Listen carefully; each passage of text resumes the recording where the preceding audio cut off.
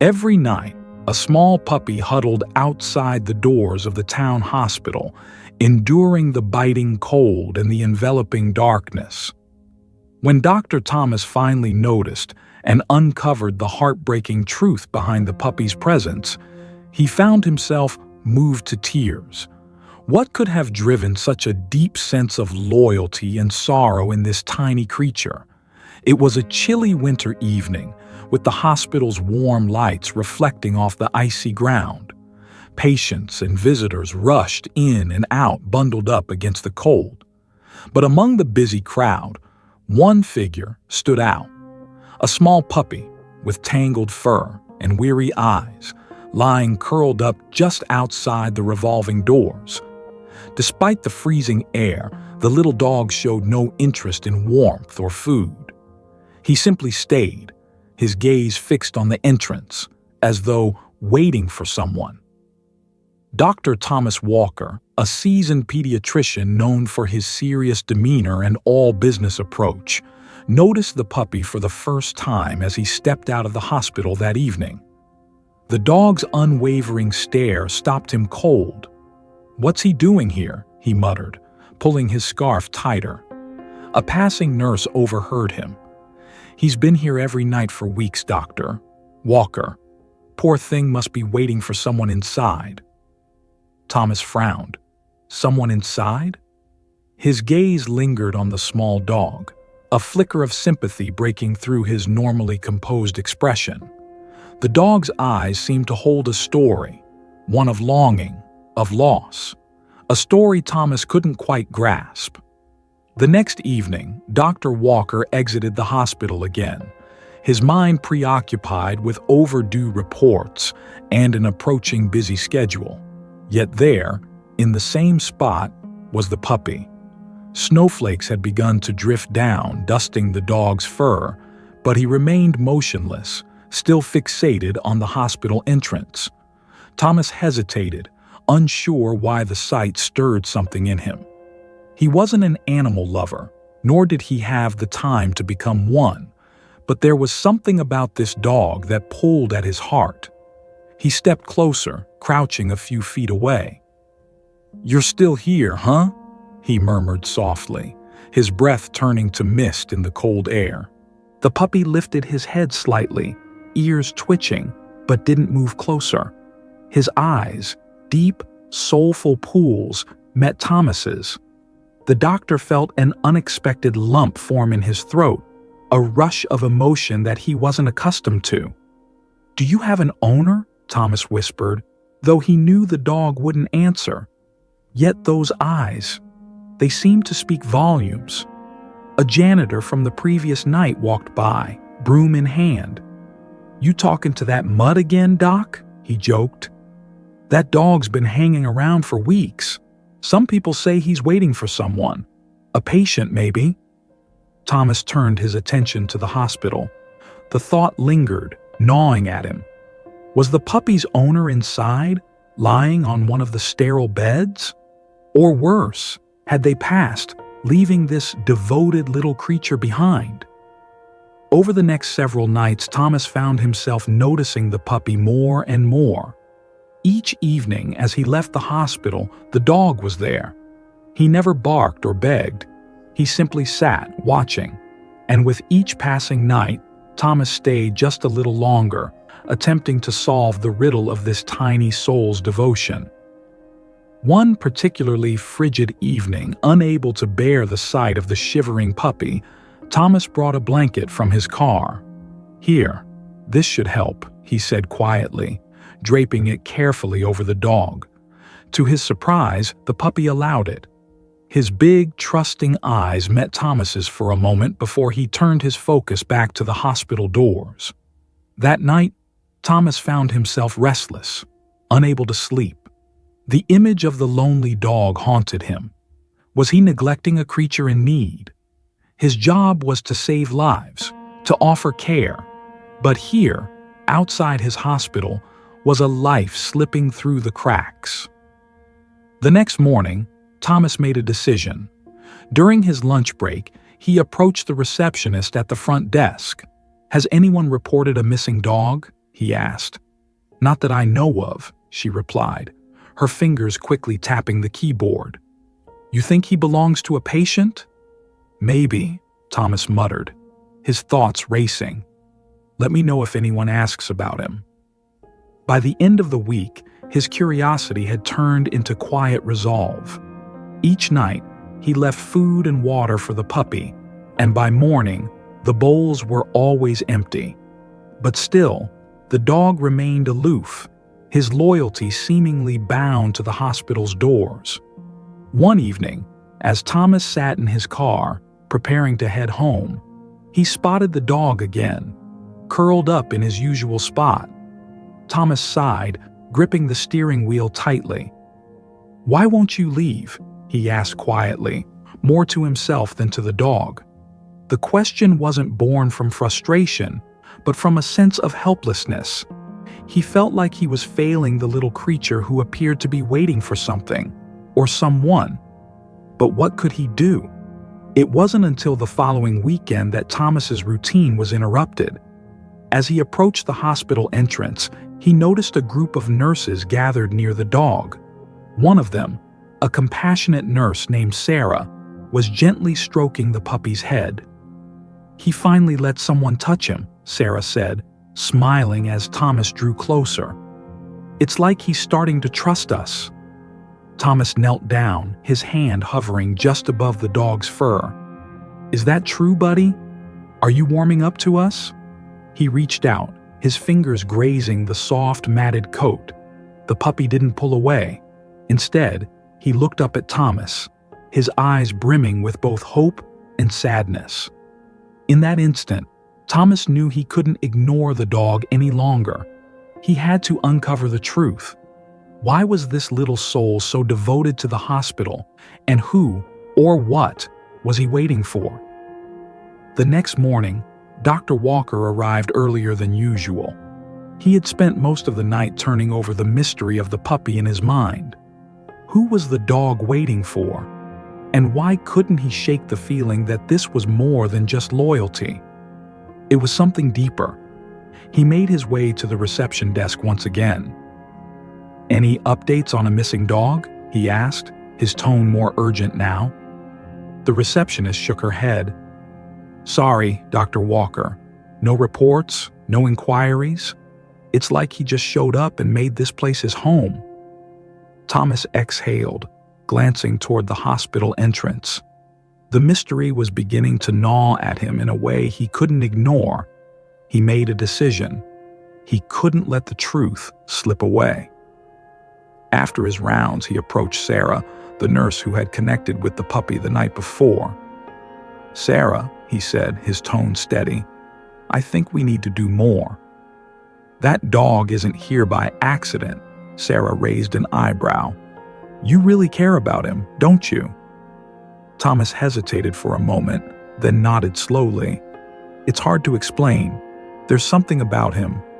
I feel like we're missing something important." Sarah smiled gently. "Well, I have a friend at the animal shelter. Maybe they can help us check if he's chipped." "That's a start," Thomas agreed. "Let's do it." That evening, Sarah brought a leash and, with great patience, coaxed the puppy into letting her slip it on. To everyone's surprise, the little dog followed without protest, his small body trembling slightly as they guided him inside. Thomas felt a pang of guilt as he watched the dog's nervous movements. He didn't want to scare him, but this was something that had to be done. At the shelter, the staff scanned the dog for a microchip. "Nothing," the technician said, frowning. "He's not registered anywhere." Thomas clenched his jaw. "So, what now?" "We could post his picture online," Sarah suggested. "See if anyone recognizes him." The shelter staff agreed, snapping a photo of the dog and sharing it on local community boards and social media. "If he has an owner, they'll see this," the technician assured them. Thomas nodded, though deep down he wasn't convinced. If the dog had an owner, why had no one come looking for him all this time? The following days passed with no answers, and Thomas found himself growing more attached to the little dog. Though he hadn't brought him home, he found himself spending more time outside the hospital with him. The puppy's quiet presence became oddly comforting, a stark contrast to the constant noise and chaos of the pediatric ward. One evening, as Thomas sat on the steps beside the dog, he spoke aloud, his voice soft and reflective. "You know, I never really thought much about loyalty until I met you. My job, it's all about routine, fixing things, moving on. But you're different. You're staying here no matter what." The dog tilted his head slightly, as if listening. Thomas chuckled, a faint smile tugging at his lips. "You're a better listener than most of my colleagues." But the humor faded as his gaze met the puppy's eyes. There was something in them, sadness, hope, a quiet longing that Thomas couldn't ignore. "Who are you waiting for?" he whispered. The mystery deepened the following day when Thomas overheard a conversation between two elderly patients in the waiting area. "That dog reminds me of a story I heard," one of them said, her voice soft and contemplative. "About a dog that waited for his owner outside a train station for years after he passed away." Thomas froze. Could that be the case here? Had the dog's owner passed away, leaving him to wait alone?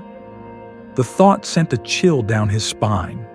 Determined to find out more, Thomas asked Sarah to help him look through patient records. "I know it's a long shot," he admitted, "but what if the dog's owner was admitted here and never made it out?" Sarah hesitated. "That's a sensitive area, Thomas, but I can see how much this means to you. Let's see what we can find." They spent hours combing through records from the past month, searching for any patients who might match the timeline of the dog's arrival. Finally, Sarah's voice broke the silence. "Thomas, look at this," she said, pointing to the file of an elderly man named Edward Langley. He had been admitted 3 weeks earlier after suffering a heart attack and had passed away shortly after. He had lived alone. "No next of kin," Sarah noted, scanning the file's details. Thomas felt his stomach drop. "Could this be it?" he asked, his voice barely above a whisper. "It's possible," Sarah replied, her tone heavy with the weight of the discovery. "But how would the dog have known to come here?" Thomas shook his head. "I don't know, but I think we need to look into this more." That evening, Thomas found himself sitting on the hospital steps again, the dog curled up beside him as he always did. "Edward Langley," Thomas murmured, testing the name. The puppy's ears twitched and Thomas's breath caught in his throat. "Is that it? Was he your person?" The dog didn't move, but his eyes softened, almost as if acknowledging the name. Thomas felt a lump rise in his throat. "If that's true, then I'm sorry. I'm so sorry you lost him." For the first time, Thomas reached out, gently stroking the dog's fur. The puppy leaned into the touch, and Thomas felt a warmth spread through him. An unexpected connection, like the kind he hadn't realized he was missing. "You're not alone anymore," he whispered. "I'll make sure of that." Thomas couldn't stop thinking about Edward Langley. If the dog had belonged to him, there had to be more to the story. Driven by a mix of curiosity and determination, he decided to visit Edward's listed address, hoping to uncover more about the bond between the man and the dog. The house was a modest, single-story home at the edge of town. The garden had long been left to overgrow, and the shutters were peeling, but there was still a sense of warmth to the place, as if it had once been cared for with love. Thomas hesitated at the door, unsure of what he was hoping to find. After a moment, he knocked. No answer. He tried the handle and found it locked. Feeling awkward, he stepped back and surveyed the surroundings. A neighbor, watering her plants nearby, noticed him. "Can I help?" she called out, her voice tinged with caution. Thomas raised a hand in greeting. "Hi, I'm Dr. Walker. I work at the hospital where Edward Langley was admitted. I've been trying to learn more about him." The woman lowered her watering can, her expression softening. "Edward. Oh, bless his soul. Such a kind man. Always kept to himself, but you'd never meet anyone more loyal." "Did he have a dog?" Thomas asked, his voice tentative. The woman's face brightened at the question. "Oh yes, a little one. Brown with the sweetest eyes. That dog followed Edward everywhere. You wouldn't see one without the other." Thomas's heart sank. "Do you know what happened to the dog after Edward passed?" he asked. The woman frowned, wiping her hands on her apron. "I assumed he ran off. Poor thing must have been heartbroken." Thomas glanced toward the hospital, visible in the distance. "He's been waiting outside the hospital for weeks." The woman gasped. "He's still there?" "Oh, that dog loved Edward more than anything. If he's there, it's because he doesn't know Edward's gone. He's probably waiting for him to come back." Back at the hospital, Thomas shared the revelation with Sarah. "It all makes sense now," he said, pacing the break room. "The dog's loyalty wasn't random. He's grieving." Sarah nodded, her expression somber. "But what do we do now? He can't stay outside forever." "I don't know yet," Thomas admitted, "but I feel responsible for him. Edward's gone and there's no one else. Maybe I can take him in." Sarah gave him a small smile. "You've grown attached, haven't you?" Thomas sighed, rubbing the back of his neck. "I guess I have. He's been through so much. I can't just leave him like this." That evening, Thomas approached the dog with a leash and a soft voice. "Hey, buddy," he murmured. "How about coming with me for a while? I'll take care of you." The dog hesitated, his tail wagging uncertainly. Slowly, he let Thomas slip the leash over his neck. For the first time, the little dog followed him willingly, not to a shelter, but to Thomas's car. At home, Thomas set up a cozy bed in the corner of his living room and filled a bowl with fresh food and water. The dog sniffed around cautiously before settling into his new spot. "It's not the hospital," Thomas said softly, crouching beside him. "But I hope you'll feel safe here." Over the next few days, the dog began to adjust. He followed Thomas from room to room, his trust growing with each passing moment. Thomas couldn't help but feel a deep sense of connection with the little creature. For the first time in years, his home felt less empty. But the peace didn't last. One evening, as Thomas was finishing dinner, he noticed the dog sitting by the door, his tail wagging anxiously. "What is it, buddy?" he asked, setting down his fork. The dog whined softly, pawing at the door. Thomas frowned, opening it to let him out into the yard. Instead of wandering off, the dog turned and looked at him, his eyes pleading. Then he darted toward the street, stopping to look back as if urging Thomas to follow. Confused but intrigued, Thomas grabbed his coat and followed the dog down the quiet street. The little dog led him through winding alleys and across intersections until they arrived at a park on the outskirts of town. "What are we doing here?" Thomas asked, his breath visible in the chilly night air. The dog barked softly and trotted ahead. Thomas followed him to a secluded bench under a street lamp. There, sitting on the bench, was an envelope with the name Edward Langley scrawled across the front. Thomas's heart raced as he picked it up. Inside was a handwritten letter, the ink smudged in places but still legible. The opening words sent chills down his spine. "My dearest companion, if you're reading this, it means I've left this world, but I need you to know how much you meant to me." Thomas read the letter aloud, his voice trembling. It was a heartfelt message from Edward, written as though he were speaking directly to his beloved dog. It spoke of gratitude, love, and a wish for the dog to find happiness, even in his absence. By the time Thomas finished reading, Tears were streaming down his face. The little dog sat quietly beside him, his head resting on Thomas's knee, as if he too understood the weight of the words. "Edward loved you so much," Thomas whispered, stroking the dog's fur. "And now I promise to honor that love." The discovery of Edward's letter weighed heavily on Thomas's mind as he drove home, the little dog curled up in the passenger seat beside him. The letter had confirmed what Thomas had already suspected. This dog was more than just a stray. He had been someone's entire world, and now he was left behind, searching for answers that he might never find. Back at the house, Thomas placed the letter carefully on his kitchen counter. He brewed a cup of tea, needing something to calm the swirl of emotions inside him. The dog sat by his feet, his tail thumping softly against the floor. "You really are incredible, aren't you?" Thomas said, reaching down to scratch behind the dog's ears. "I don't think I've ever met anyone as loyal as you." The dog tilted his head as if listening and let out a soft whine. Thomas chuckled. Okay, I get it. You're hungry."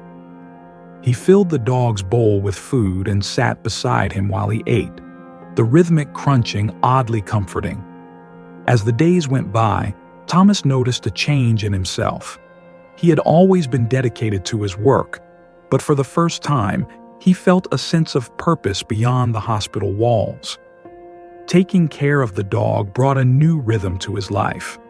Morning walks, shared meals, and quiet evenings together on the couch.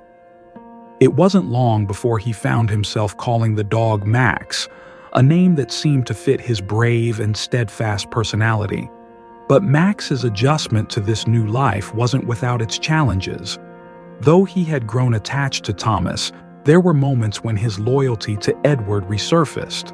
Some evenings, Max would sit by the door, staring out into the darkness as if waiting for someone who would never return. Other times, he would bark at the sound of a passing car, his ears perking up hopefully before drooping in disappointment. One night, as Thomas worked on paperwork at the kitchen table, he noticed Max pacing restlessly. "What's wrong, buddy?" Thomas asked, setting down his pen. Max barked once, then trotted over to the counter where Edward's letter lay. He pawed at the edge of the counter, looking up at Thomas with pleading eyes. "You miss him, don't you?" Thomas whispered, kneeling beside Max. "I can't bring Edward back, but I promise I'll do everything I can to make you happy." Max licked Thomas's hand, his tail wagging faintly. Thomas took that as a sign of trust, a fragile, growing bond between them. Meanwhile, Thomas couldn't shake the feeling that there was more to Edward's story. The letter, heartfelt as it was, hinted at a deeper struggle. Why had Edward been in the hospital? What had happened in the days leading up to his passing? The questions gnawed at Thomas, compelling him to dig deeper. He returned to the hospital and reviewed Edward's file. It revealed that Edward had been battling a terminal illness for months, a fact he had kept hidden from nearly everyone. His final days had been spent in solitude, his only comfort the companionship of Max. The realization hit Thomas like a punch to the gut. Edward hadn't just loved Max. He had relied on him in a world that had grown increasingly lonely. Max had been Edward's one constant. Thomas shared his findings with Sarah, who listened intently. "It's heartbreaking," she said, shaking her head. "But it makes sense now. That dog wasn't just loyal. He was grieving." Thomas nodded. "I want to do something for Edward, for Max. They both deserve better than what happened." Sarah smiled softly. "You already are, Thomas. You're giving Max a new chance at life, and I think Edward would have wanted that." Inspired by the idea of honoring Edward's memory, Thomas knew he needed to do something meaningful. He reached out to the neighbor who had spoken so fondly of Edward, asking for her help in organizing a memorial. Together, they decided on a small ceremony in Edward's favorite park. Word spread quickly, and before long, other neighbors and acquaintances who had known Edward offered to contribute, bringing flowers, sharing stories, and even donating to a local animal shelter in his name. On the day of the memorial, Thomas brought Max along to the park. The little dog seemed to understand the significance of the gathering, sitting quietly by Thomas's side as people spoke about Edward. Some remembered his kindness, others his quiet strength. Many shared how inseparable he had been from Max, a bond that everyone had witnessed. When it was Thomas's turn to speak, he held Edward's letter in his hand. "Edward may no longer be with us," Thomas began, his voice steady despite the wave of emotion rising in his chest. "But his love and loyalty live on in Max. This little dog is a testament to the kind of man Edward was, someone who gave everything he had, even in his final days." The crowd murmured in agreement, and Thomas felt a warmth wash over him as he glanced down at Max, who seemed to understand the moment. "I promise to take care of him," he continued, his voice firm. "I'll honor Edward's memory by giving Max the life he deserves." As the sun set, casting hues of orange and pink across the sky, Thomas felt a sense of closure. The memorial had not only honored Edward, but had deepened his bond with Max. For the first time, Max seemed truly at peace, resting his head on Thomas's lap as the crowd slowly dispersed. That evening, back at home, Thomas carefully placed Edward's letter in a frame and set it on the mantel above the fireplace. It wasn't just a letter, it was a symbol of the profound bond between Edward and Max, and of the legacy they left behind. With the memorial behind him, Thomas's sense of responsibility for Max only deepened. The little dog had become a significant part of his life, and their connection continued to grow. But even as comforted as Thomas felt by Max's presence, one question lingered in his mind. Why had Edward left Max at the hospital instead of arranging for someone to take care of him directly? The mystery gnawed at him, growing more insistent as he pieced together Edward's life. One evening, while Max curled up beside him on the couch, Thomas decided to look deeper. The neighbor had mentioned Edward's estranged sister, and Thomas felt that if anyone could shed light on Edward's final days, it would be her. The next day, armed with hospital records and the neighbor's information, Thomas found Clara, Edward's sister, living in a modest home on the outskirts of the city. With Max at his side, Thomas knocked on her door. When it opened, a woman in her late 50s stood before him, her eyes tired and wary. "Can I help you?" she asked, her voice cautious. "Miss Clara, my name is Thomas. I'm a doctor at the hospital where your brother Edward passed away," Thomas began, unsure of how to bring up the subject. "I've been looking after his dog, Max, and I was hoping to learn more about Edward's final days." Clara's expression softened at the mention of Max. "Max," she whispered, her voice thick with emotion. "I haven't seen that little dog since Edward fell ill. Please, come in." Inside, Clara shared the complicated history between her and Edward. They had grown apart over the years due to a misunderstanding about their parents' inheritance. Edward had been stubborn, and Clara admitted her pride had kept her from trying to reconcile. "When I heard he was sick, I thought about visiting," Clara admitted, her voice trembling. "But I didn't know how he'd react. I was afraid of making things worse." Thomas listened carefully, sensing the regret in Clara's voice. "He spoke about you in his letter," he said gently. "Edward cared about you, even if things were complicated." Clara's eyes filled with tears as she reached out to gently pat Max's head. "I should have been there for him," she murmured. "And for Max. Edward loved this little dog more than anything." Their conversation took an unexpected turn when Clara revealed something Thomas hadn't known. Edward had been trying to reconnect with her in his final months. He had left messages, sent letters, and even tried visiting her home, but I was too afraid to answer, Clara confessed. I thought it was too late. Hearing this, Thomas felt a surge of determination. It's not too late to honor his memory, he said. You can help me take care of Max and make sure Edward's story isn't forgotten. Clara nodded, her resolve beginning to strengthen. I want to make things right for Edward and for Max. As Clara and Thomas started to work together, new challenges arose. Clara suggested visiting Edward's old home to find anything he might have left behind for Max. The house had been locked up since Edward's hospitalization, and the thought of going through his belongings was daunting for both of them. Yet they both agreed it was necessary. The visit to Edward's home was deeply emotional. The small, cluttered house was filled with the remnants of a man who had lived simply but with meaning. Max immediately recognized the space, wagging his tail excitedly as he sniffed around. In the living room, they found a worn blanket that Max seemed especially drawn to. Clara folded it carefully, her hands trembling. In a drawer near the kitchen, Thomas found a box of photographs and letters. Among them was a journal that Edward had kept during his illness. As Thomas flipped through its pages, he was struck by Edward's deep love for Max. One entry read, "This dog saved me. He gave me a reason to keep going, even when everything felt hopeless."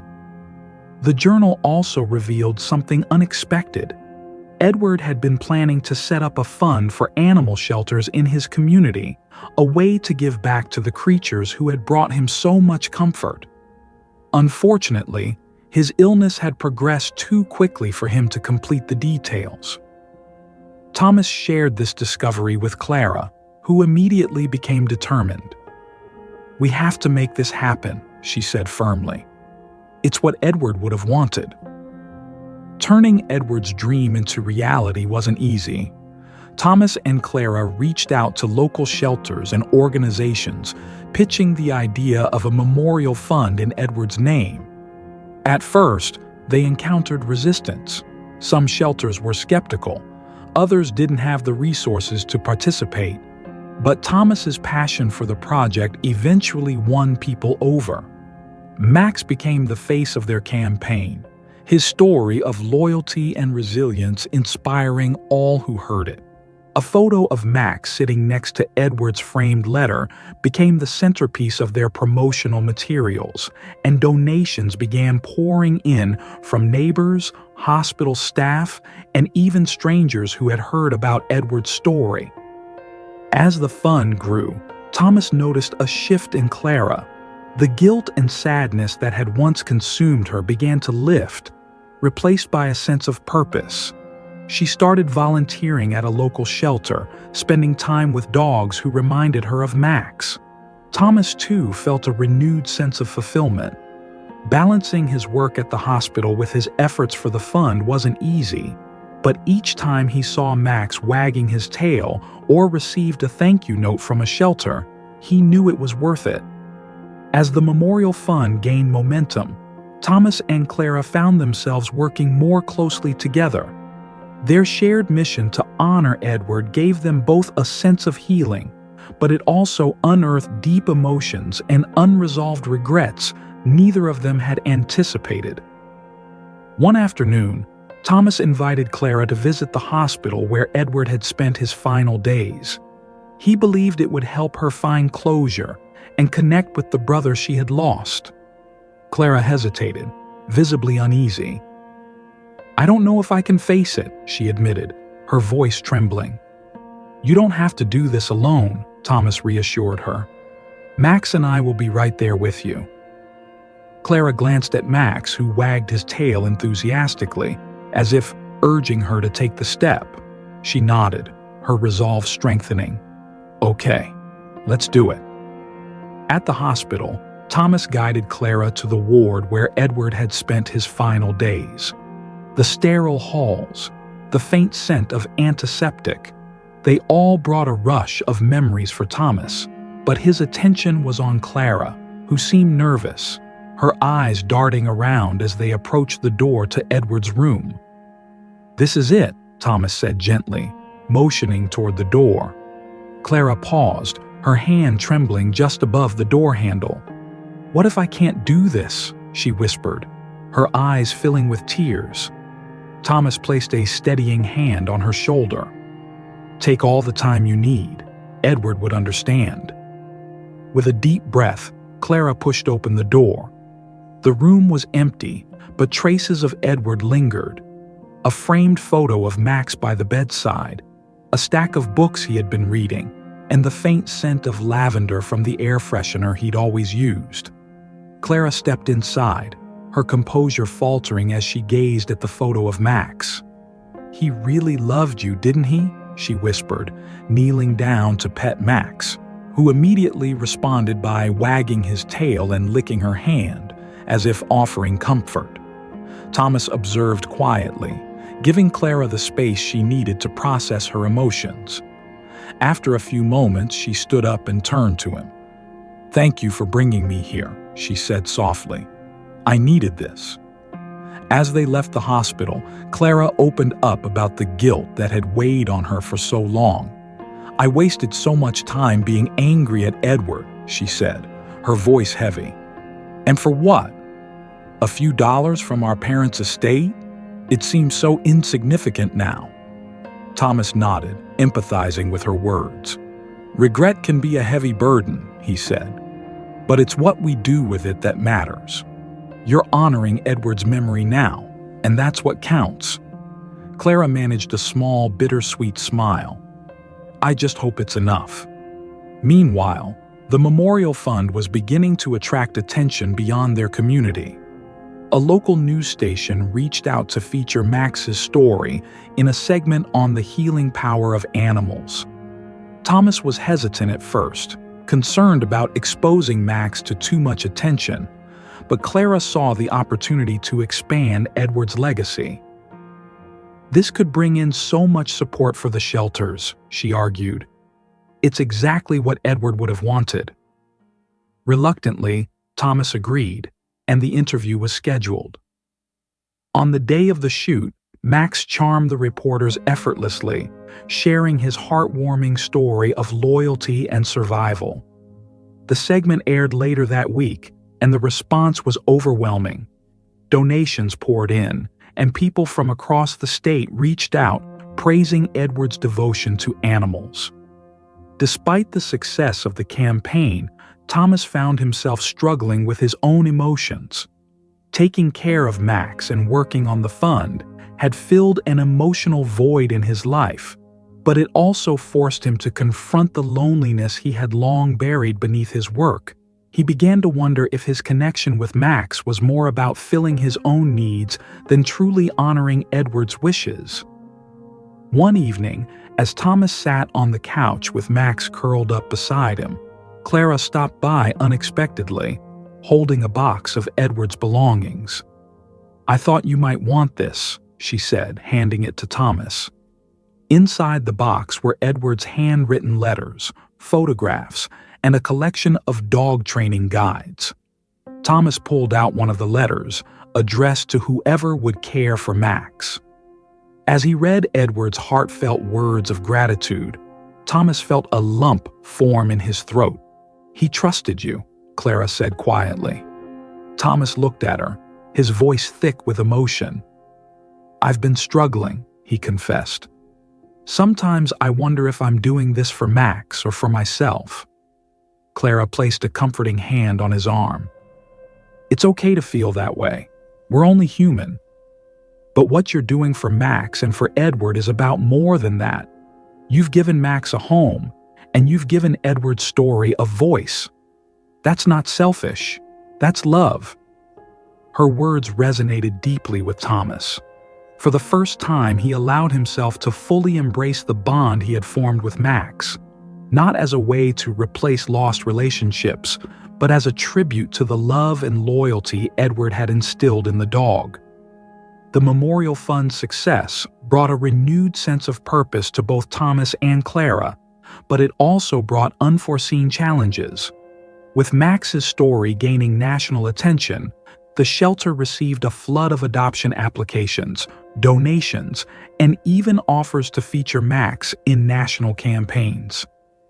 What seemed like an opportunity quickly became a logistical and emotional strain. One day, while Thomas was reviewing emails at the shelter, an unexpected visitor arrived. A man in his late 40s, dressed sharply in a tailored suit, introduced himself as Gerald Parkmarker, a representative from a prominent marketing agency.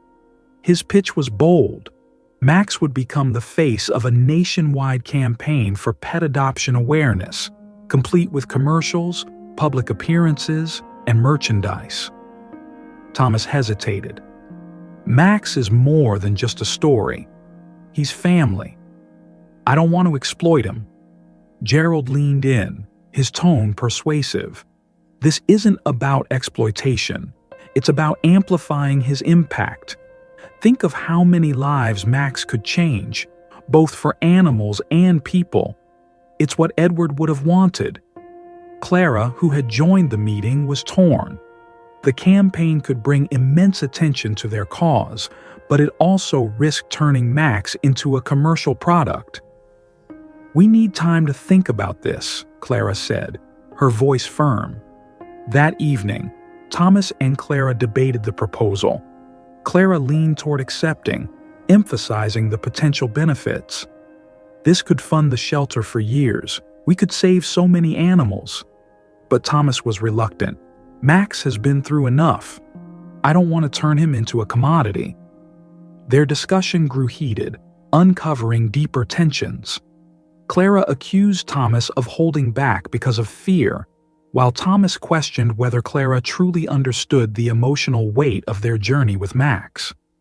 As their voices rose, Max, sensing the tension, whimpered softly and nudged Thomas's leg. The simple gesture broke the intensity of the moment, and both Thomas and Clara fell silent, guilt washing over them. "Maybe we're too close to this," Clara admitted quietly. "We need to make a decision that's best for Max, not for us." The next day, as Thomas pondered the marketing offer, a stranger approached him at the shelter. A young woman named Elena, a veterinary technician who had known Edward through his volunteer work, introduced herself. She shared something surprising. Edward had once considered starting a mobile veterinary clinic for underserved areas, inspired by Max's ability to bring comfort to those in need. Thomas was taken aback. "He never mentioned this to me." Elena smiled softly. It was just an idea he was exploring, but he talked about it with such passion. He wanted to help people and their pets, no matter where they were. This revelation struck a chord with Thomas. It added a new layer to Edward's legacy, one that went beyond just Max's story. He shared the idea with Clara, and together, they wondered if this could be the right way to honor Edward's vision. As they began researching the feasibility of a mobile clinic, unsettling developments started to unfold. Thomas noticed unfamiliar faces lurking near the shelter, and one evening, he found a note slipped under the door. It read, "Max doesn't belong to you." Worried, Thomas showed the note to Clara. "What do you think this means?" he asked, his voice tense. Clara's expression darkened. "Do you think someone's claiming a connection to Max? Maybe they think he's valuable because of the publicity." Thomas couldn't shake the unease that clung to him.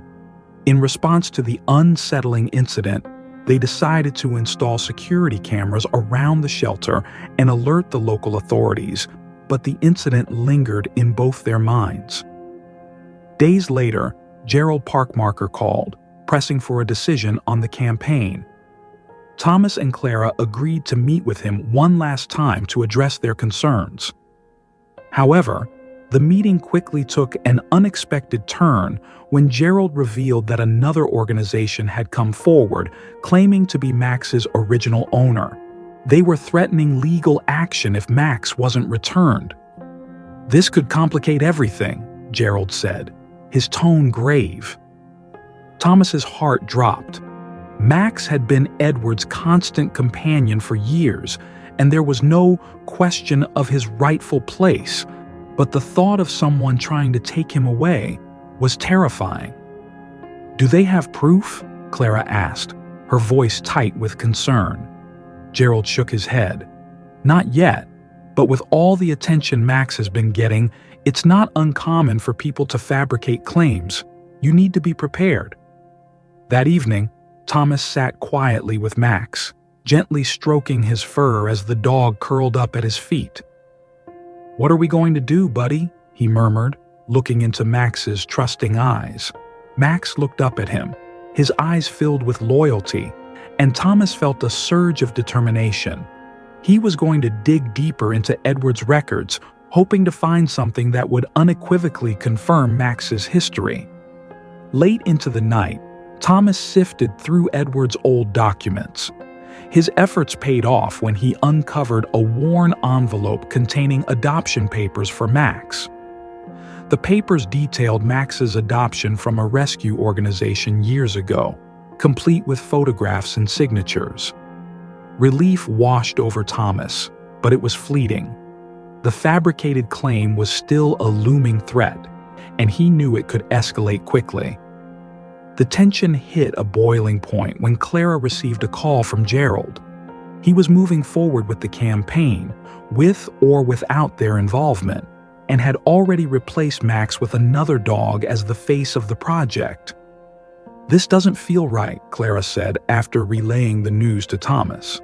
"They're exploiting the story without understanding what it means." Thomas nodded, his expression resolute. "Then we'll do it our way. Edward's dream of a mobile clinic. It's time to make it happen." As they doubled down on their plans for the clinic, the pressure of the fabricated claim, the campaign controversy, and their personal struggles began to mount.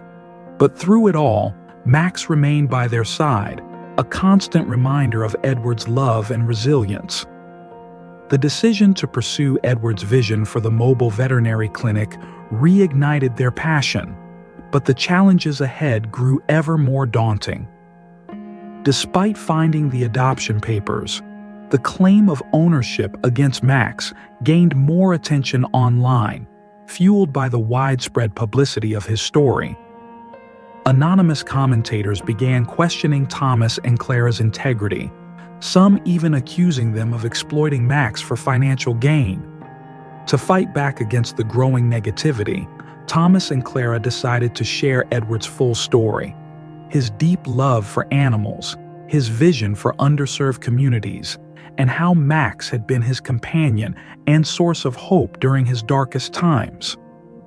They planned a heartfelt event at the shelter, inviting local supporters, former colleagues of Edward, and even the media to reclaim their narrative. On the day of the event, the shelter was buzzing with activity. Volunteers hung photographs of Edward and Max, showcasing their shared journey, while Clara finalized the presentation. Max seemed to understand the significance of the occasion, staying close to Thomas and greeting visitors with his usual gentle demeanor. As the guests gathered, Thomas stood in front of a screen displaying a slideshow of Edward's life. He took a deep breath and began. Edward wasn't just a dog lover, he was a dreamer. He believed in creating a world where every animal had a chance to heal, and every person could find comfort in their companionship. Max was the cornerstone of that dream. The audience listened intently as Thomas shared Edward's hopes for the mobile clinic and how Max had inspired him to envision a greater impact. Clara added, "This isn't just about one dog. It's about the connection we share with animals and the transformative power they bring to our lives." Edward wanted that connection to reach everyone, especially those who needed it most. By the end of the event, the room was filled with applause and renewed support. Donations flooded in, and local businesses pledged resources for the mobile clinic. It was a turning point. But not everyone in the crowd had come to cheer. As the event wound down, a woman approached Thomas and Clara with a reserved expression. She introduced herself as Samantha, claiming to be part of the family who had fostered Max before Edward adopted him. Her presence was unexpected, and her words carried a hint of resentment. "I'm not here to cause trouble," Samantha began, "but I need you to understand that Max wasn't always yours. My parents cared for him first. They loved him, and when circumstances forced us to give him up, it broke our hearts." Thomas listened carefully, sensing no malice in her tone, but her words added complexity to the story. "I'm sorry for what you went through," he said sincerely. But Edward adopted Max legally, and they shared a bond that was unbreakable. Samantha nodded, her eyes softening. "I've seen how much Max means to you. I just wanted you to understand where he came from. He brought joy to my family before he brought it to yours." Clara stepped forward and extended her hand. "Thank you for sharing that with us. It's clear Max has touched many lives.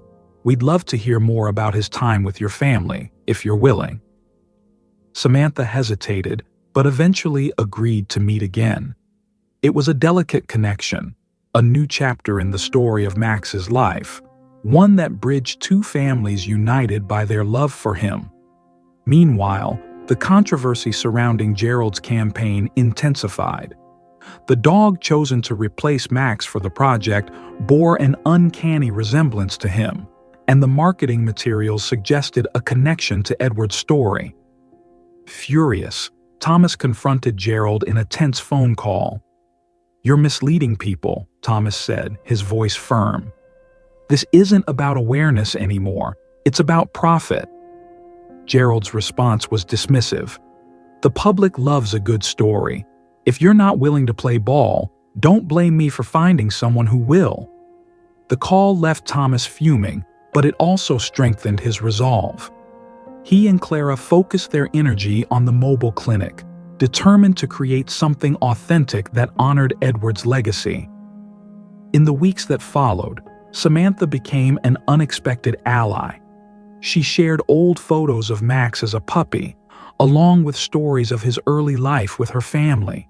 These accounts helped paint a fuller picture of Max's journey, uniting the two families who had loved him. Samantha's involvement also offered new insights into Edward's character. "He visited us after the adoption," she revealed one evening. "He wanted to make sure we were okay with the transition. He even sent us updates about Max for years. Edward had a way of making people feel seen." Thomas and Clara were deeply moved by this revelation. It deepened their understanding of Edward's kindness and inspired them to incorporate a similar ethos into the mobile clinic, not only offering care for animals, but emotional support for the people connected to them. As plans for the clinic progressed, unexpected partnerships began to form.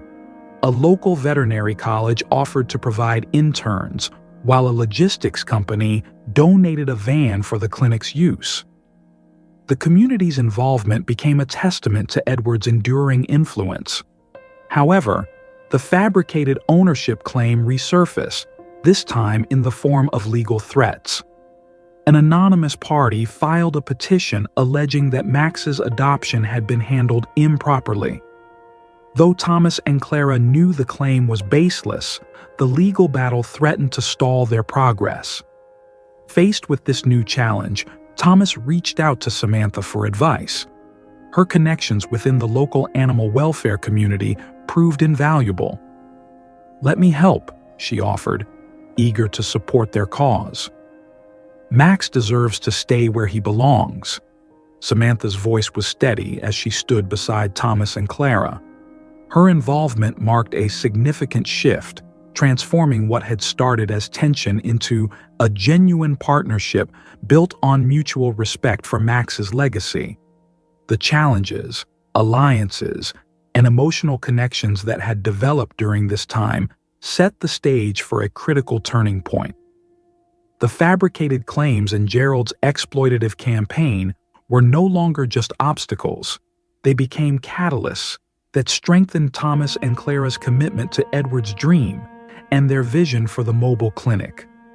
The legal battle over Max's adoption intensified, dragging Thomas and Clara into a whirlwind of paperwork, court filings, and public scrutiny. Gerald Parker took full advantage of the controversy, amplifying his campaign and subtly hinting in advertisements that Max's current home might not be legitimate, further fueling doubts in the community. "What if we lose Max?" Clara voiced her fear one late evening as they sat in the shelter's office. The soft glow of a desk lamp illuminated stacks of documents. Max lay at their feet, his head resting on Thomas's shoe, blissfully unaware of the turmoil surrounding him. Thomas reached down, gently scratching behind Max's ears. "We won't let that happen," he said with quiet determination. "Edward trusted us, and we'll fight for him, just like he'd fight for us." As the court hearings loomed, the legal battle began to take its toll. Every moment spent away from Max felt like a betrayal, but Samantha, now a staunch ally, offered to testify on their behalf, providing evidence of Edward's proper adoption of Max and the care he'd received under their roof. The night before their first hearing, an unexpected visitor arrived at the shelter. An air courier delivered an envelope marked "Confidential."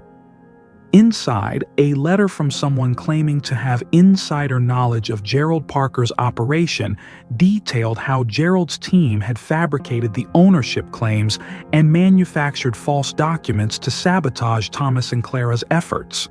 "This could change everything," Clara said, her voice trembling as she read the letter aloud.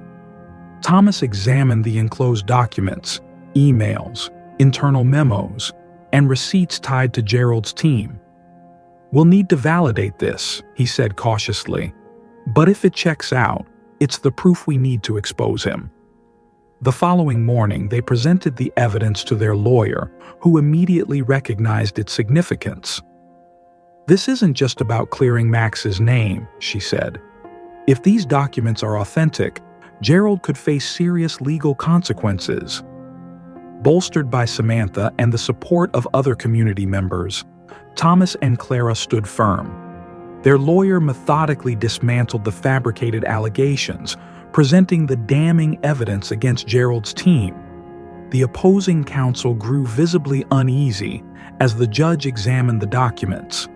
When questioned about the authenticity of the claims, Gerald deflected, insisting he had only acted in the best interest of animal welfare.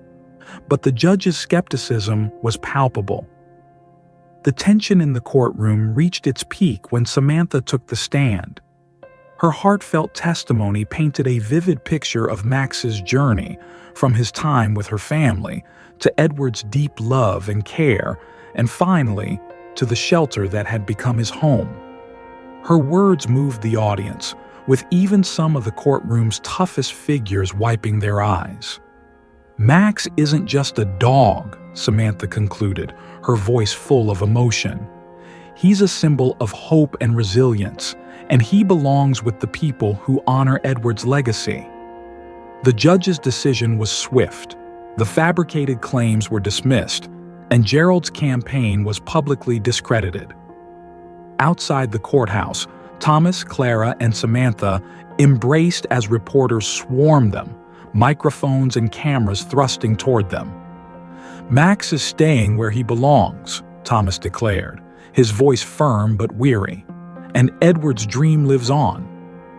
While the legal victory was a welcome relief, it didn't mark the end of their challenges.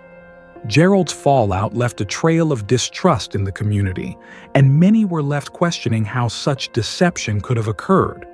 Determined to restore faith in their mission, Thomas and Clara made the bold decision to host a large-scale event to officially launch the mobile clinic. It would be an opportunity to reaffirm their commitment to Edward's vision and celebrate the community's role in making it a reality. In the days leading up to the event, tensions simmered. The remnants of Gerald's influence lingered. Anonymous threats, online disinformation, and attempts to discredit their work continued. But Thomas and Clara refused to be intimidated. Instead, They channeled their energy into preparing for the launch, rallying volunteers, and spreading the word about the clinic's mission. On the morning of the event, Max seemed to embody the spirit of resilience that had defined their journey.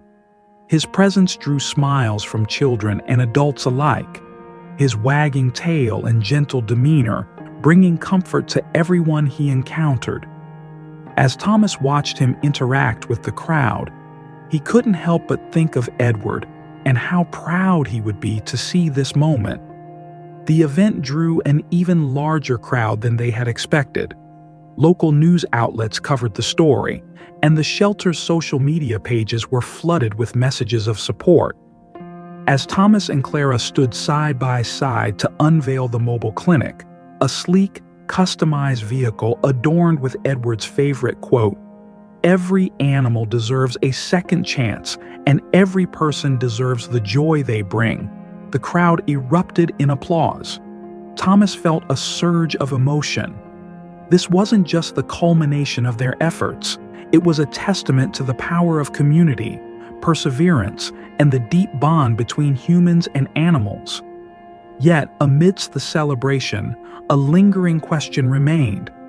How would Gerald respond to his public disgrace? Clara knew they couldn't afford to let their guard down, especially now that the mobile clinic was a reality. While the launch event had been a resounding success, Thomas and Clara remained vigilant, knowing that Gerald's scheming was far from over. True to their fears, Gerald wasn't about to fade into obscurity. In the days following his courtroom defeat, he launched a smear campaign. Using his remaining influence, he began sowing doubt online about the shelter and the mobile clinic. Anonymous accounts began posting false accusations, claiming the shelter had mishandled funds, fabricated Max's adoption story, and exploited the community for personal gain. Gerald's allies placed inflammatory ads in local newspapers, reigniting skepticism among those who hadn't fully embraced Thomas and Clara's mission. "This network is deeper than we thought," Clara said one evening as she scrolled through the avalanche of accusations. "If we let this fester, it could undo everything we've worked for." Thomas nodded grimly. "We can't fight him in the shadows. We need to bring everything to light and force him into the open." Determined to confront the lies head-on, they decided to organize a town hall meeting. They invited members of the community to hear the full story of Max, the mobile clinic, and Edward's legacy.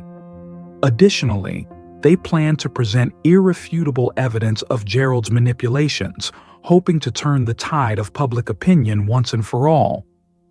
Samantha volunteered to help, leveraging her connections in the community to spread the word.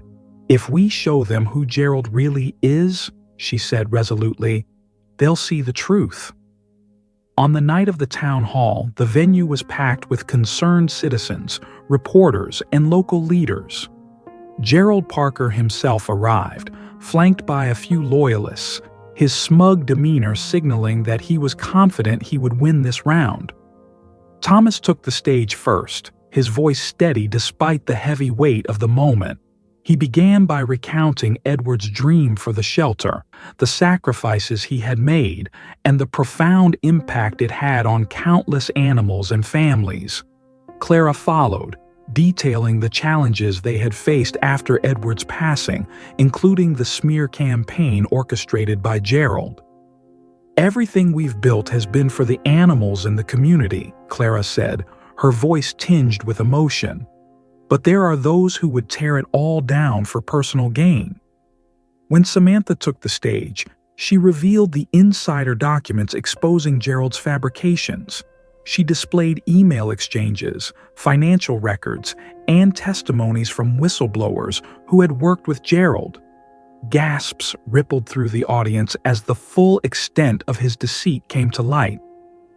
"This isn't just about Max," Samantha concluded, her voice resolute. "It's about standing up to corruption and protecting what's right."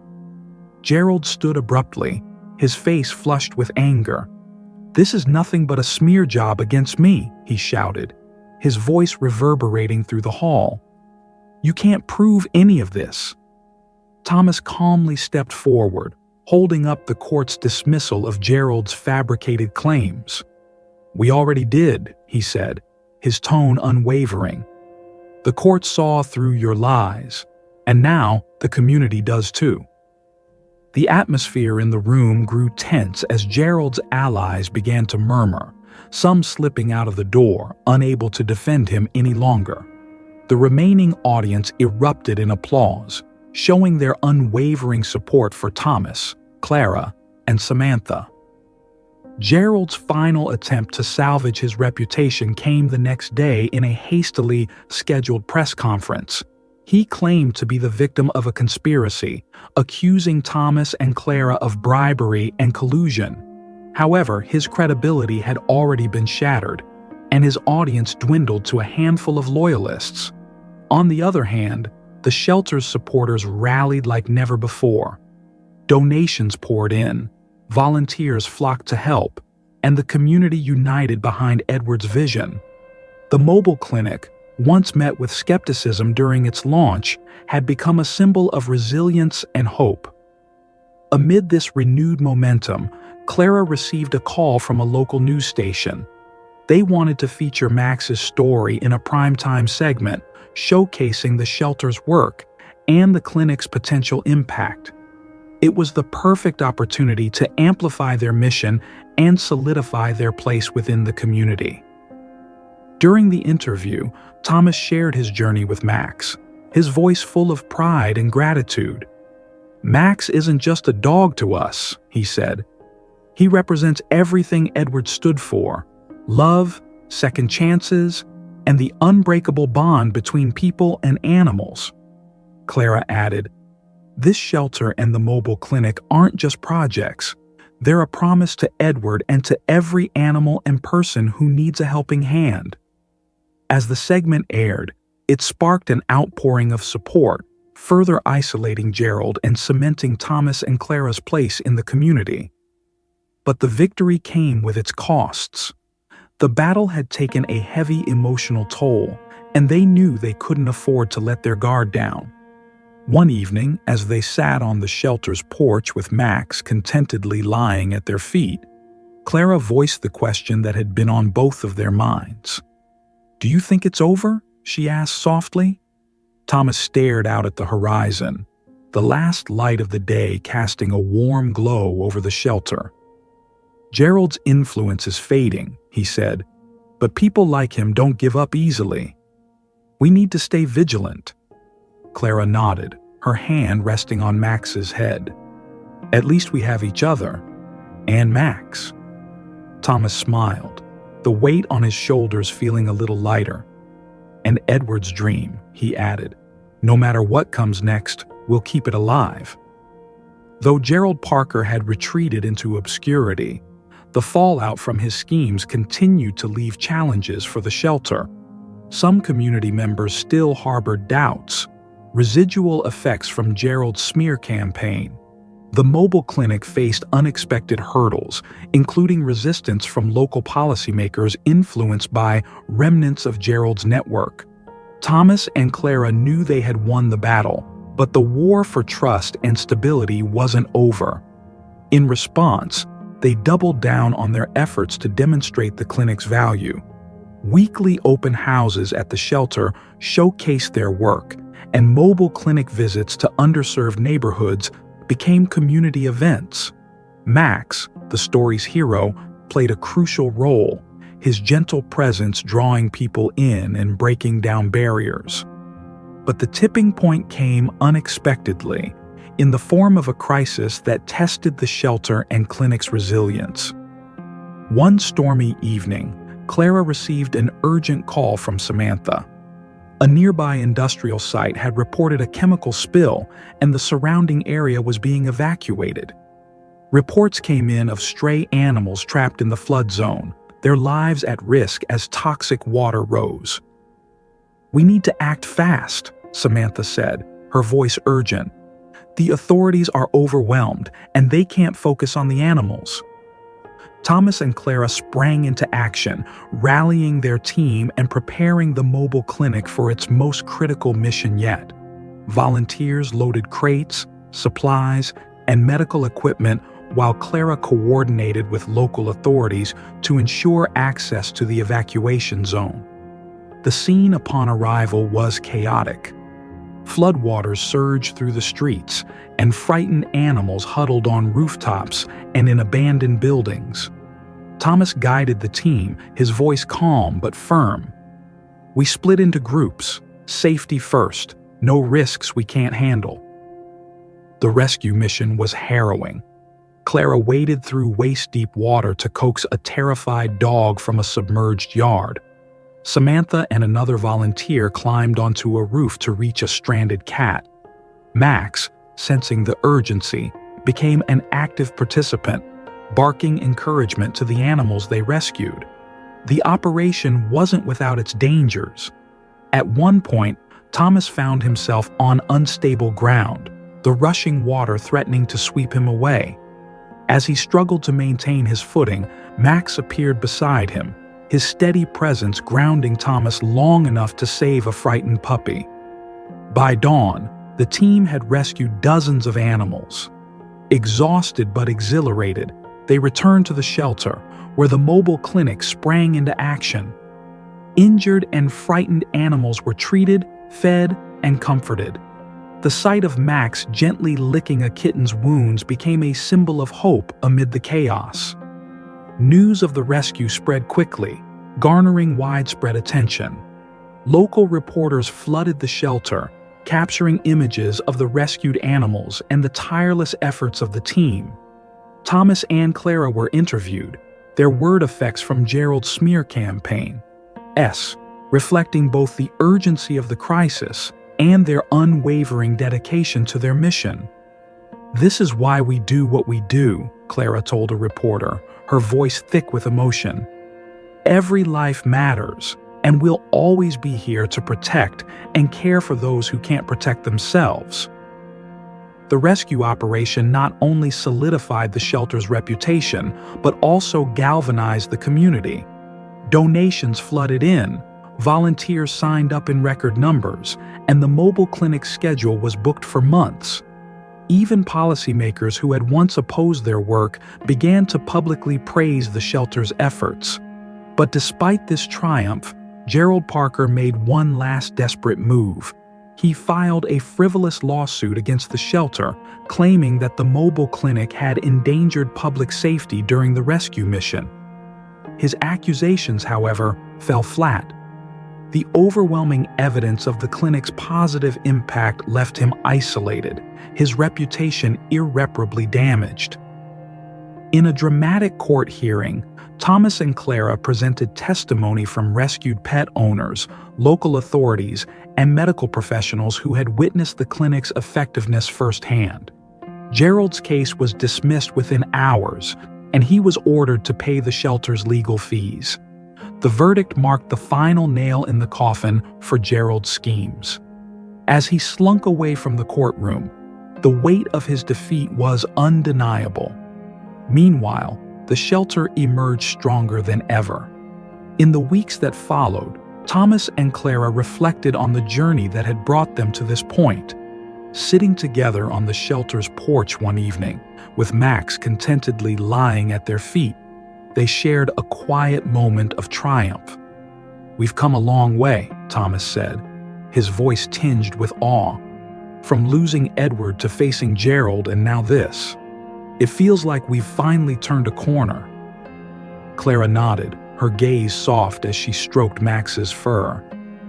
"It's not just about the shelter or the clinic," she said. "It's about the connections we've built, the lives we've touched. That's Edward's legacy."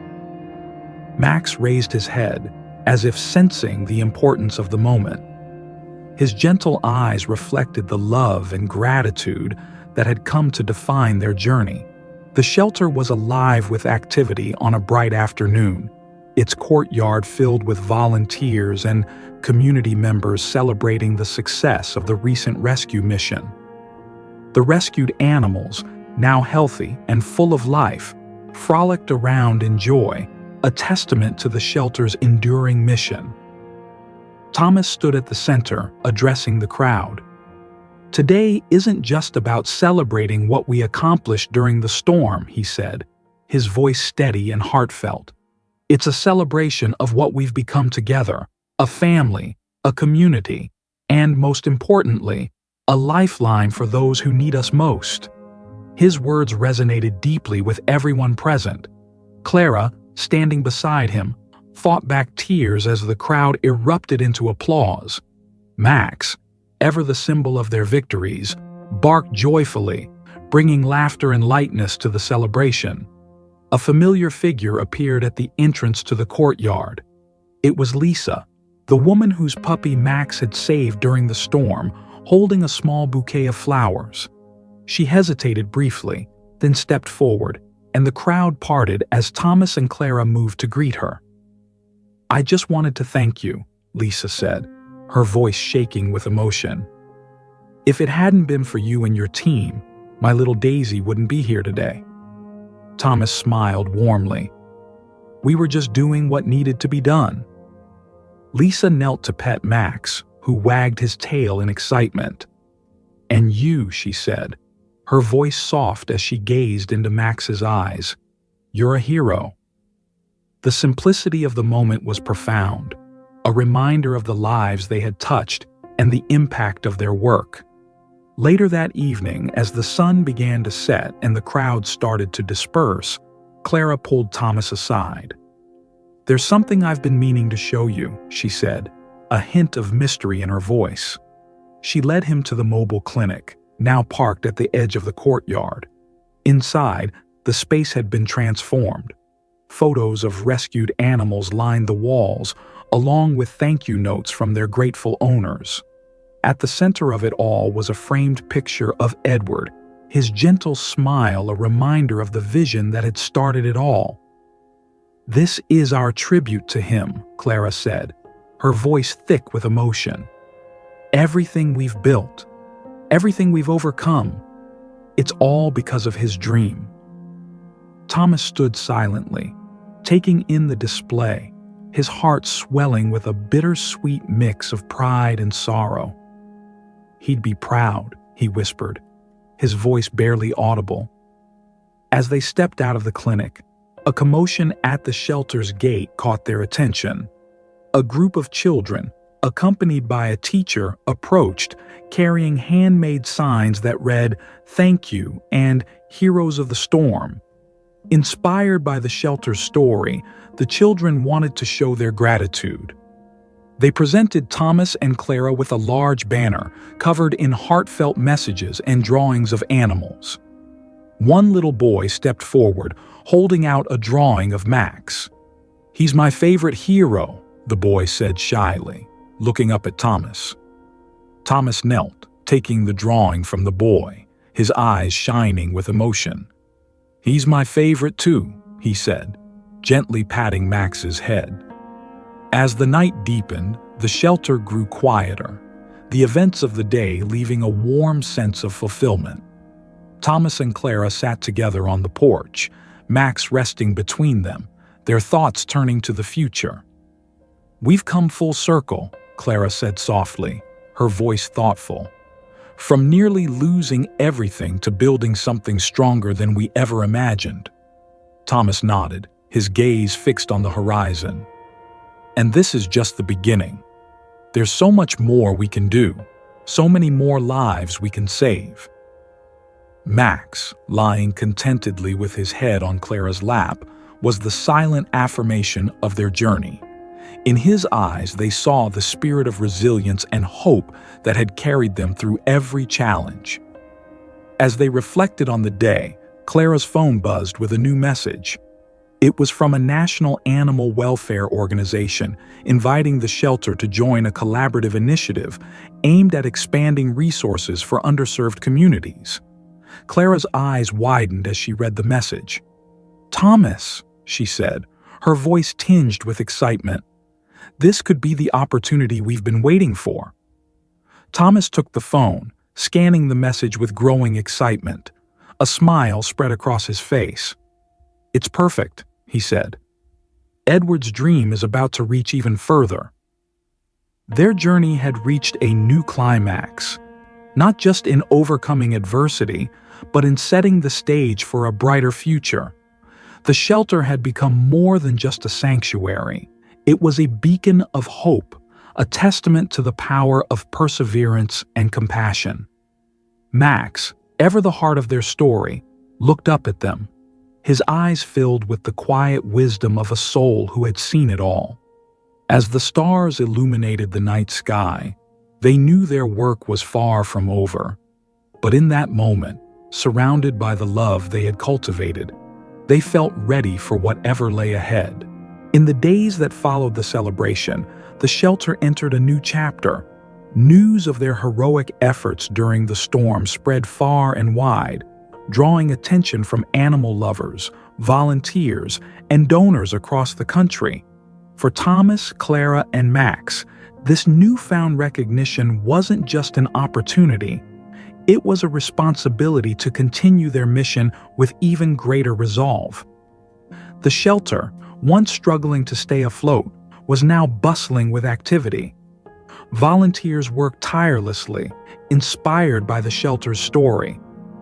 Donations poured in, allowing them to expand their facilities, purchase new equipment, and enhance their outreach programs. A new wing was under construction to accommodate more animals in need, complete with state-of-the-art medical equipment for the clinic. Max, the symbol of their resilience, had become a local celebrity. Visitors flocked to meet the dog who had braved the storm and saved countless lives. Children giggled as they petted him, and families shared stories of how Max's courage had inspired them. One sunny afternoon, Thomas stood before a group of new volunteers, sharing the shelter's story. "This place," he said, gesturing around him, "is a testament to what happens when we come together for a greater purpose. Each of you has the power to make a difference, not just in the lives of these animals, but in the hearts of everyone they touch." Clara joined him, her eyes scanning the sea of eager faces. Together, they knew their work would continue.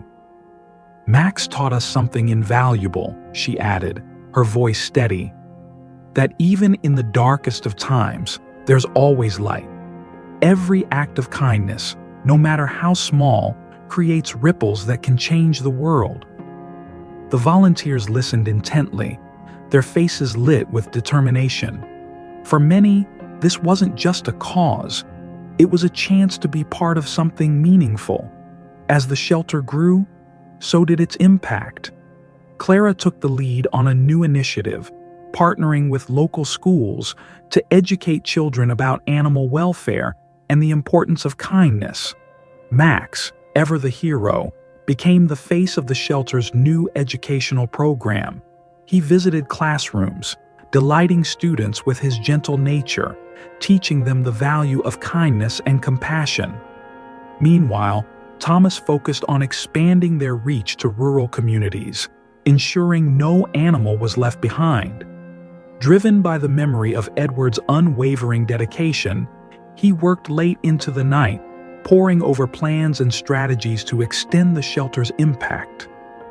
One evening, as the sun sank beneath the horizon, Thomas and Clara sat on the porch of the newly renovated shelter.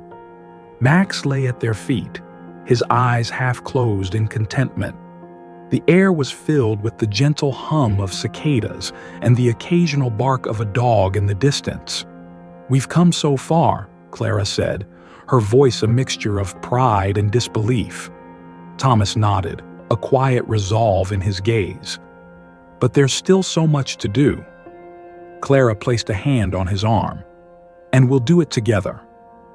They sat in peaceful silence, their thoughts melding with the memories of their journey, reflecting on the challenges they had overcome, the lives they had saved, and the invaluable lessons they had learned. As the stars began to twinkle in the night sky, Clara turned to Thomas, a smile playing on her lips. "Do you think Edward ever imagined all of this?" she asked softly. Thomas looked out at the shelter, its windows glowing warmly in the darkness. "I think he did," he said with a quiet conviction, "and I think he'd be proud." Max lifted his head, sensing the weight of the moment. He wagged his tail, a silent affirmation of all they had achieved together. The next morning, Thomas and Clara stood in front of the shelter's new sign, unveiled during a special ceremony. It read, "Edward's Haven, a shelter of hope." Beneath it, an inscription, "In memory of Edward, whose dream lives on in every life we touch." The crowd erupted into applause, their cheers echoing not only in celebration of the shelter's accomplishments, but in recognition of the spirit of unity and compassion that had brought them to this point. As Thomas addressed the crowd, a wave of emotion washed over him. "This isn't just a shelter," he said, his voice steady but full of feeling. "It's a testament to the power of love, resilience, and community. Every life saved here reminds us of what we can achieve when we come together." As the story of Edward's Haven continued to unfold, it became a beacon of hope for both animals and humans. Its impact spread far beyond its walls, inspiring change and touching hearts in communities everywhere. Max, the heart and soul of the shelter's story, remained a constant presence, his courage and loyalty a symbol of everything they stood for. Together, Thomas, Clara, and Max carried forward Edward's dream, one life at a time,